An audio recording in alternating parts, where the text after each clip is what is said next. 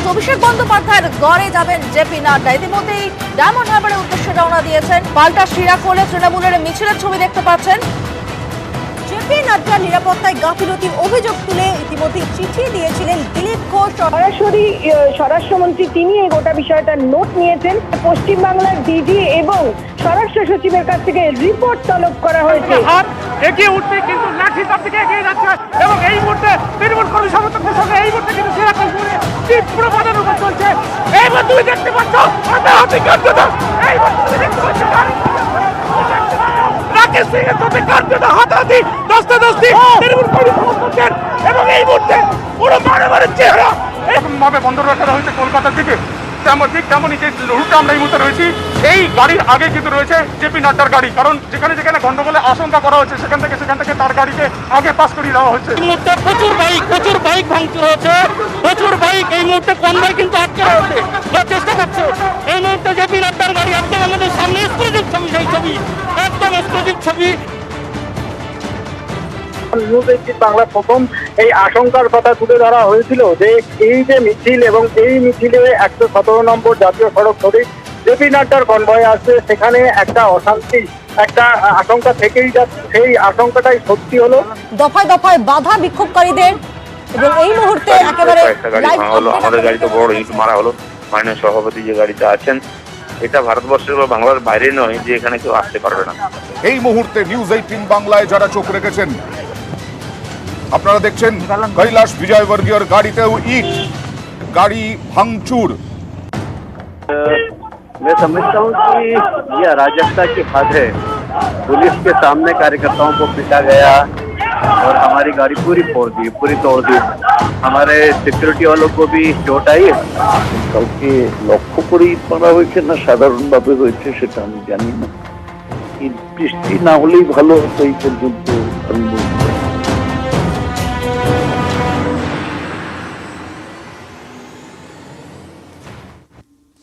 রাজ্যে গুন্ডারাজ চলছে, এ অরাজকতা বেশিদিন চলবে না। শিরাকোলে হামলার পর অভিযোগ তুললেন বিজেপির সভাপতি জেপি নাড্ডা। এসব মানুষের ক্ষোভের বহিঃপ্রকাশ ছাড়া আর কিছু নয়, দাবি ডায়মন্ড হারবারের সাংসদ অভিষেক বন্দ্যোপাধ্যায়ের।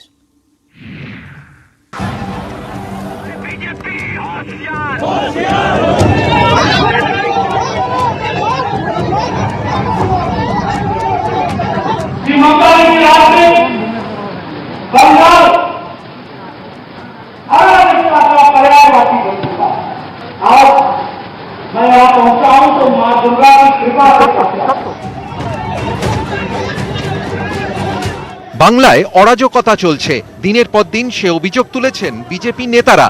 বৃহস্পতিবার শিরাকলের অভিজ্ঞতার পর রীতিমতো হাতে গরম উদাহরণ টানছেন তারা।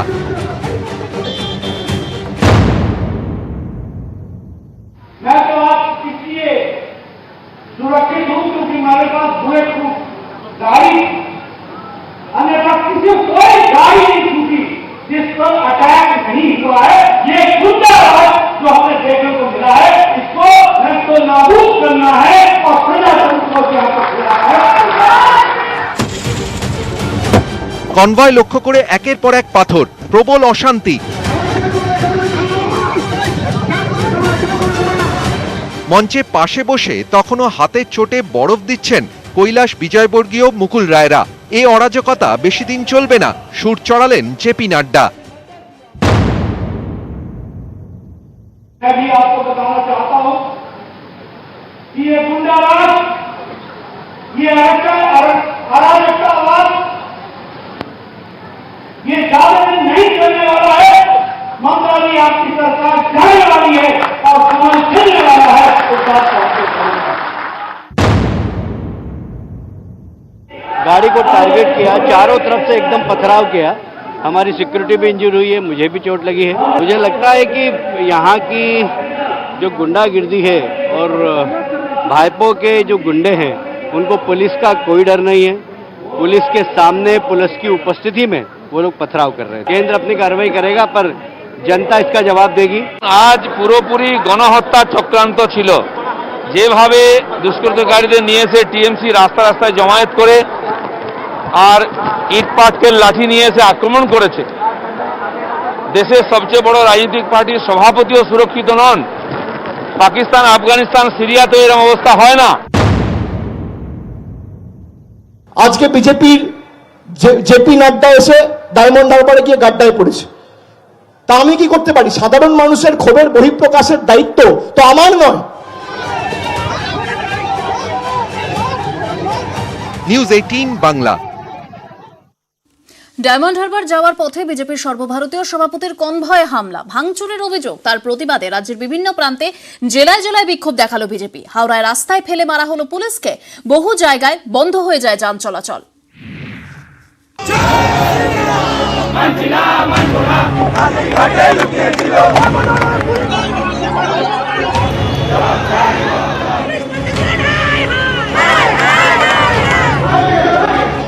দলের শীর্ষ নেতা নাড্ডার কনভয়ে হামলার প্রতিবাদ। হাওড়ার পঞ্চাননতলায় বিজেপির দলীয় কার্যালয় থেকে বেরোয় মিছিল। তার জেলা শাসকের দফতরের সামনে পৌঁছতেই পরিস্থিতি উত্তপ্ত হয়ে ওঠে। ভাঙা হয় পুলিশের ব্যারিকেড, আগুন জ্বালিয়ে চলে বিক্ষোভ। বিজেপি কর্মীরা হাওড়ার জেলা শাসকের দফতরে ঢোকার চেষ্টা করলে পুলিশ বাধা দেয়। রাস্তায় ফেলে ব্যাপক মারধর করা হয় পুলিশকে।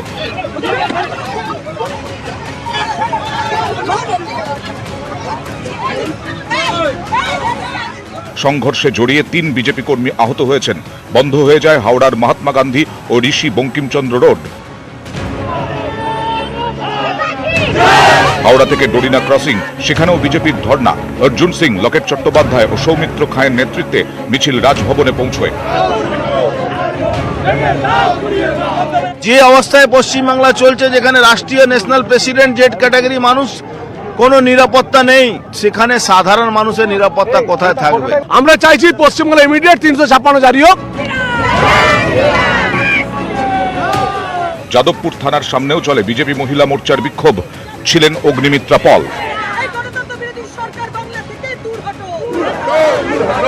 এই 4-5 মাস বাদে যখন আমরা সরকার গড়ব, এই প্রত্যেকটি পুলিশ অফিসার যারা আমাদের অসুবিধা করেছেন, 4 মাস বাদে আমরাও দেখে নেব, আমরা বুঝে নেব। বিক্ষোভের জেরে বিভিন্ন জায়গায় বিপর্যস্ত হয়ে পড়ে যান চলাচল।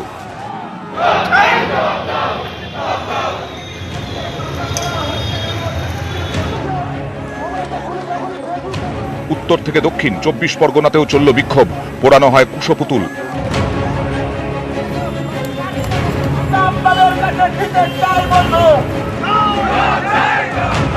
উত্তরবঙ্গের পাশাপাশি দক্ষিণবঙ্গের একাধিক জায়গায় চলল টায়ার জ্বালিয়ে বিক্ষোভ। নিউজ 18 বাংলা। সব নিয়ম মেনেই উলেন রায়ের ময়নাতদন্ত হয়েছে। দ্বিতীয়বার ময়নাতদন্ত এড়াতে আদালতে পিটিশন দিল পুলিশ। আজ মামলার চূড়ান্ত শুনানি। পুলিশের পিটিশন গ্রাহ্য হলে পুনরায় উলেনের ময়নাতদন্ত হবে না। ফের ময়নাতদন্ত না হলে দেহ নিয়ে তৃণমূল নেতাদের বাড়ির সামনে বিক্ষোভের হুঁশিয়ারি বিজেপির।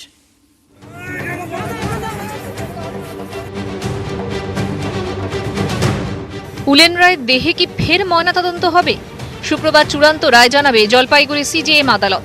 7 ডিসেম্বর বিজেপির উত্তরকন্যা অভিযান চলাকালীন উলেন রায়ের মৃত্যু হয়। রাতেই উত্তরবঙ্গ মেডিকেলে ময়নাতদন্ত হয়। কেন তড়িঘড়ি ময়নাতদন্ত? প্রশ্ন তোলে বিজেপি। এত তড়িঘড়ি কি করছে? যেখানেই বিজেপির কার্যকর্তা মারা যায়, রাত্রিবেলা পোস্টমর্টম হচ্ছে কেন? ফের ময়নাতদন্তের আর্জি জানিয়ে আদালতের দ্বারস্থ হয় উলেনের পরিবার। 8 ডিসেম্বর আদালত নির্দেশ দেয় পুনরায় ময়নাতদন্ত করে শুক্রবারের মধ্যে পরিবারের হাতে দেহ ফেরাতে হবে। এর মধ্যে বৃহস্পতিবার আদালতে পিটিশন জমা দেয় এনজেপি থানার পুলিশ। পিটিশনে পুলিশ জানায়, উলেনের ময়নাতদন্তের সময় 3 জন চিকিৎসক উপস্থিত ছিলেন। ময়নাতদন্তের ভিডিওগ্রাফি করা হয়েছে। পর্যাপ্ত আলোর ব্যবস্থা ছিল বলেও পিটিশনে উল্লেখ করেছে পুলিশ। নির্দিষ্ট প্রোটোকল মেনেই উলেন রায়ের ময়নাতদন্ত হয়েছে। তাই দ্বিতীয়বার ময়নাতদন্তের রায় পুনর্বিবেচনা করুক আদালত। যে ক্রাইটেরিয়াগুলো চাওয়া হয়েছিল ওনাদের পিটিশনে, সেই সবগুলোই কমপ্লাই করা হয়েছে। হিয়ারিং হয়, সেটা কি হবে? এটা বিজেপির দাবি, আদালতের নির্দেশ মেনে ফের ময়নাতদন্ত করতেই হবে। শুক্রবারের মধ্যে পরিবারের হাতে উলেনের দেহ না ফেরালে বিক্ষোভের হুঁশিয়ারি দিয়েছে বিজেপি। যদি কালকের মধ্যে বডি না পাই, তার দেহ না পাই, জঙ্গির থেকে জঙ্গিতম আন্দোলন তৈরি করব। আদালতের নির্দেশ মেনে ফের ময়নাতদন্ত করে শুক্রবারের মধ্যে উলেন রায়ের দেহ পরিবারের হাতে তুলে দিতে হবে পুলিশকে। তবে আদালতে পুলিশের পিটিশন গ্রাহ্য হলে আর ময়নাতদন্তের প্রয়োজন নেই। জলপাইগুড়ি থেকে শান্তনু করের রিপোর্ট, নিউজ 18 বাংলা। বিজেপির উত্তরকন্যা অভিযানে ছড়াগুলিতে আহত আরও এক বিজেপি কর্মী। অন্তত বিজেপির এমনটাই অভিযোগ।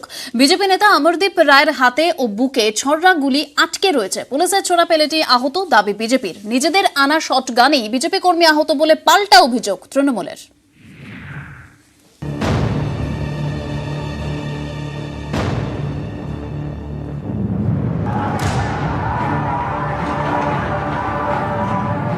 বিজেপির উত্তরকন্যা অভিযানে দলীয় কর্মী উলেন রায়ের মৃত্যু। মিছিলে কে শটগান চালালো, কার ছোড়া ছড়া গুলিতে মৃত্যু হলো উলেনের, একাধিক প্রশ্নে রাজনৈতিক চাপানুতর চলছে। তার মধ্যে উত্তরকন্যা অভিযানে গিয়ে তাদের আরও এক কর্মী ছড়া গুলিতে আহত বলে দাবি করল বিজেপি। হাতে ও বুকে ছড়া গুলি আটকে রয়েছে। ফুলবাড়ির বেসরকারি হাসপাতালে ভর্তি বিজেপি নেতা অমরদীপ রায়। অমরদীপ রায় বিজেপি যুব মোর্চার হলদিবাড়ি টাউন মণ্ডলের সভাপতি। সোমবার বিজেপির উত্তরকন্যা অভিযান সফল করতে তিনিও মিছিলে যোগ দেন। ফুলবাড়ি থেকে উত্তরকন্যার দিকে এগোচ্ছিলেন বিজেপি কর্মীরা। তার মধ্যেই পুলিশের সঙ্গে খণ্ডযুদ্ধ বেঁধে যায়। বিজেপি কর্মীদের আটকাতে লাঠি চালায় পুলিশ। জল কামান ছোড়া হয়, টিয়ার গ্যাসের শেল ফাটানো হয়। তার মধ্যেই ছড়াগুলি চলে বলে অভিযোগ। মৃত্যু হয় বিজেপি কর্মী উলেন রায়ের। পুলিশের ছোড়া ছড়াগুলিতেই উলেনের মৃত্যু হয়েছে বলে প্রথম থেকে অভিযোগ বিজেপির। অমরদীপ রায়েরও অভিযোগ, পুলিশের ছোড়া ছড়াতেই আহত হন তিনি।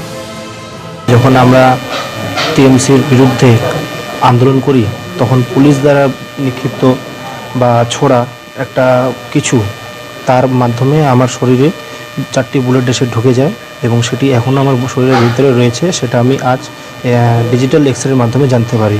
বুকের যে বুলেটটা রয়েছে সেটা একটু সিরিয়াস কন্ডিশনে রয়েছে, সেটা এমআরআই করে তারপরেই বার করা হবে অপারেশন। পুলিশ নয়, নিজেদের শটগানেই বিজেপি কর্মী আহত হন বলে দাবি তৃণমূলের। পুলিশ মেরেছে বা তৃণমূল মেরেছে এটা প্রমাণ করতে গিয়ে নিজেরই কর্মীকে মেরে ফেলেছে। এটা হচ্ছে সেম সাইড গোল করেছে। যদি এই ব্যক্তি এই হলদিবাড়ি যার কথা বলছেন তার শরীরেও যদি ওই শটগানের গুলি থেকে থাকে তাহলে বুঝতে হবে সেটাও বিজেপির কর্মীদের দ্বারাই, বিজেপির গুন্ডারা সেদিন যারা মিছিলে শটগান নিয়ে গেছিলেন তাদের গুলিতেই হয়েছে। ছড়াগুলি কে চালালো, আপাতত সেই প্রশ্নেই সরগরম রাজ্য রাজনীতি। জলপাইগুড়ি থেকে শান্তনু কর, নিউজ 18 বাংলা। লড়াই হোক উন্নয়নের প্রশ্নে, কাজের খতিয়ান তুলে ধরে। তাহলে তৃণমূলের কাছে বিজেপি 10 গোল খাবে, না হলে রাজনীতি ছেড়ে দেবেন। আরামবাগের সভা থেকে চ্যালেঞ্জ ছুড়ে দিলেন অভিষেক বন্দ্যোপাধ্যায়।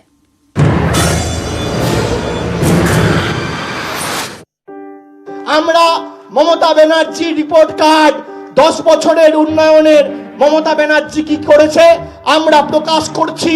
আর বিজেপির নেতাদের হিম্মত থাকলে 7 বছরের রিপোর্ট কার্ড মোদি কি করেছে প্রকাশ করুক, লড়াই হোক।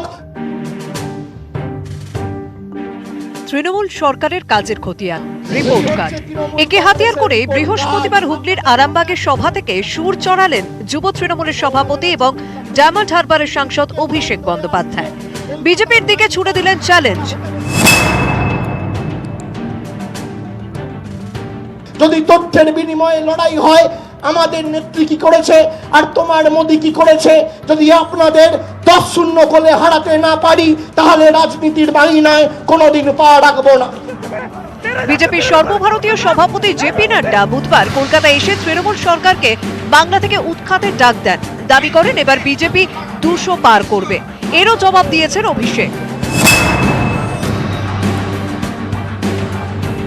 জেপি নাড্ডা গতকাল বলছে কি যে আমরা 200-র বেশি আসন পাবো।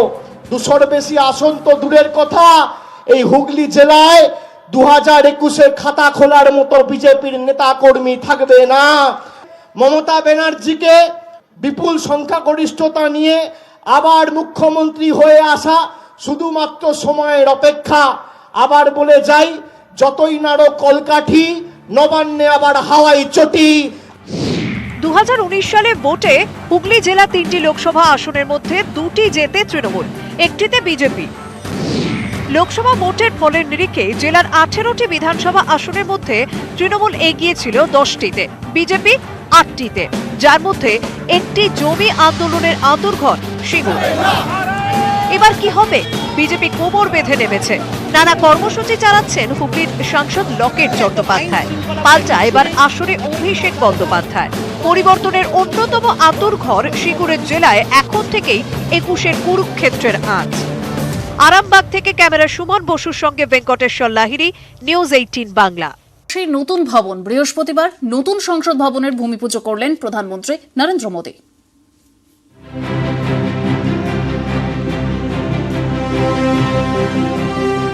দিল্লিতে নতুন সংসদ ভবনের ভূমি পুজো করলেন প্রধানমন্ত্রী। ভার্চুয়াল অনুষ্ঠানে যোগ দিলেন কেন্দ্রীয় মন্ত্রী, সাংসদ, ধর্মগুরু সহ প্রায় 200 অতিথি। সময়সূচি মেনে দুপুর 12:55 শুরু হয় ভূমি পুজো, শেষে সর্বধর্ম প্রার্থনা।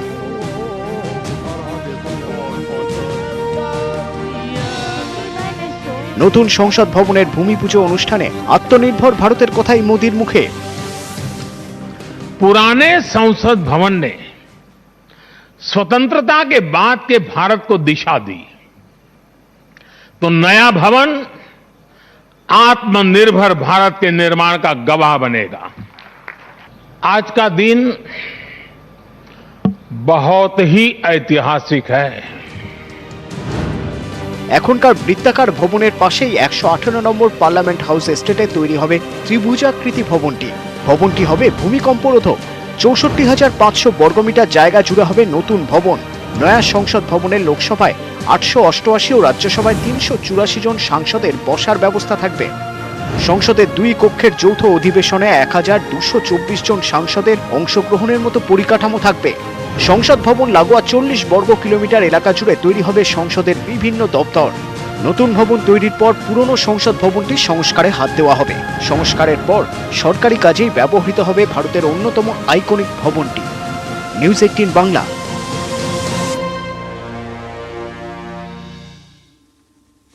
যত দিন যাচ্ছে এক একজনের কথায় জোরালো হচ্ছে এলিয়েন প্রসঙ্গ। এবার এমন একজন এলিয়েন নিয়ে মুখ খুললেন যে নতুন করে চর্চা শুরু হয়ে গেল। ইসরায়েলের প্রাক্তন স্পেস সিকিউরিটি চিফ বলছে এলিয়েনরা আছে আর অনেক দিন ধরেই তাদের সঙ্গে যোগাযোগ আছে। সত্যি কি অস্তিত্ব রয়েছে এলিয়েনের? অন্য কোনো গ্রহে কি রয়েছে তাদের জগৎ? প্রশ্ন তো আজকের নয়, অনেক আগে থেকেই জোরালো হয়েছে এলিয়েন তত্ত্ব।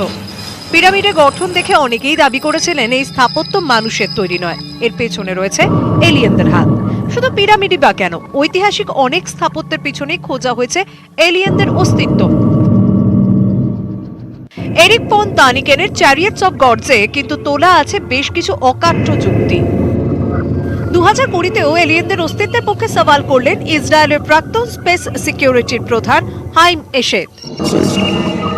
তার দাবি, মার্কিন যুক্তরাষ্ট্র ও ইসরায়েলের সঙ্গে এলিয়েনদের যোগাযোগ রয়েছে। ডোনাল্ড ট্রাম্পও এলিয়েনের অস্তিত্ব সম্পর্কে অবগত। তবে এলিয়েনের অস্তিত্ব মেনে নেওয়ার জন্য মানুষ এখনো তৈরি নয়, তাই বিষয়টি এখনই সামনে আসুক তা এলিয়েনরা চায় না। তিনি আরো জানিয়েছেন, এই দাবি 5 বছর আগে করলে তাকে হয়তো মানসিক হাসপাতালে ভর্তি করা হতো, কিন্তু এখনই বা বলছেন কেন? নিছকই লাইমলাইটে আসার চেষ্টা? কারণ হাইম এশেদের এই বক্তব্যের পরই সোশ্যাল মিডিয়ায় ঝড়। এখনো মার্কিন যুক্তরাষ্ট্রের পক্ষ থেকে কোনো প্রতিক্রিয়া মেলেনি, কিন্তু বিভিন্ন মহলে গুঞ্জন জোরালো হচ্ছে। তাহলে কি সত্যি এই দুনিয়ার বাইরে আছে আরেকটা দুনিয়া, যেখানে প্রাণ আছে, আছে যোগাযোগের আকুতি?